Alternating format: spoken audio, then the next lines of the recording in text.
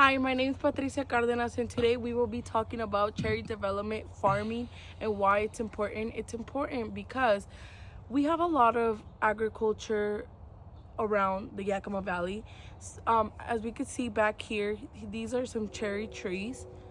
They're the variety B, and they're just getting ready to go to sleep for the winter. I will be showing you guys a couple steps on what they go through and what the steps are before they actually get to harvest. They take several steps and stages that they go to in order for them to go into the fruit and the quality of them. We will start in the beginning of the year, January, February.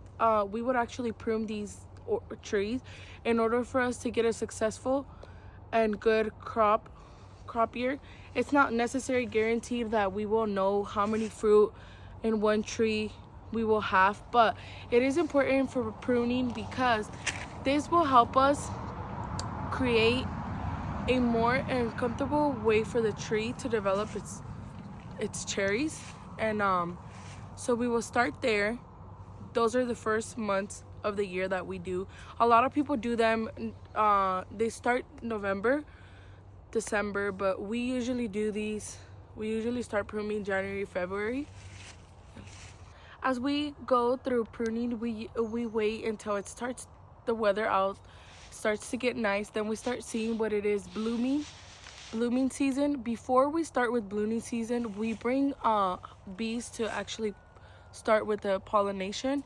And as you could see, there's a couple trees that I will show you that are pollinators. Pollinators mean that they'll attract the bees in order for them to do more work and for them to get started on the whole orchard. As you can see, if you come over here, if you keep walking, this one right here is a pollinator. This one, they're straight. As you could see, the difference between a pollinator and an actual tree is that these are shaped. This one is just straight. So pollinators are really important because they help.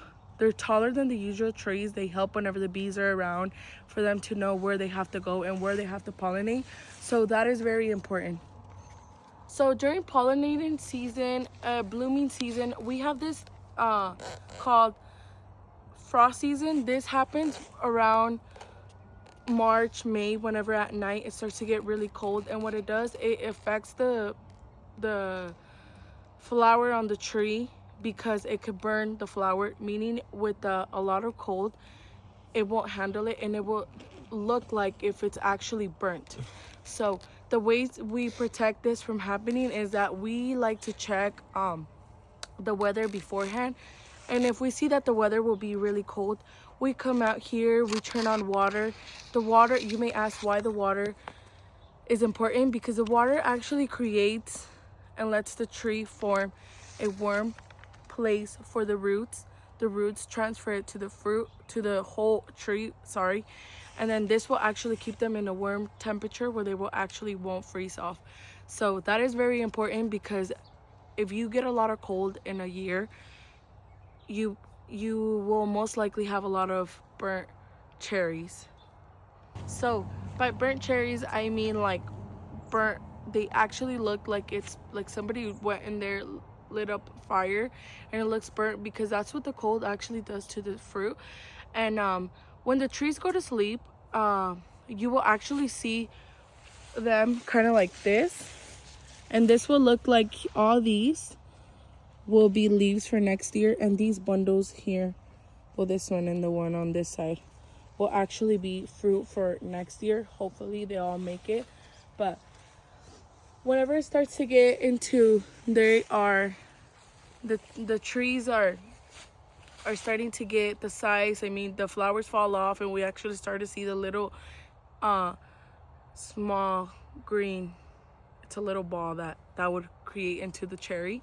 We actually start to see that will happen, and it could still do any damage to it. So us as farmers, we're very careful whenever this time around happens, which that would be April and March, like I said. So right when they start getting size, when they start getting color, when they're like 2-3 weeks before um before harvest, we sometimes, it's not all the time, but it's called rain season.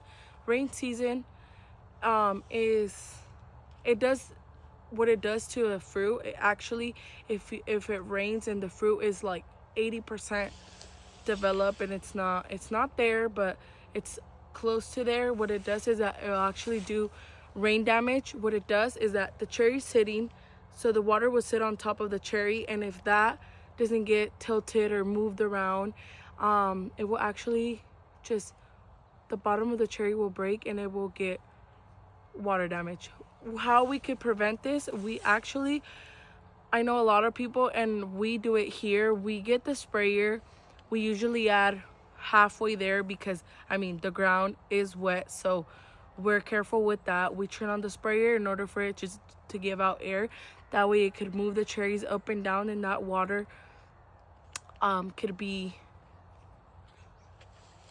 out of the cherry for it to have no damage.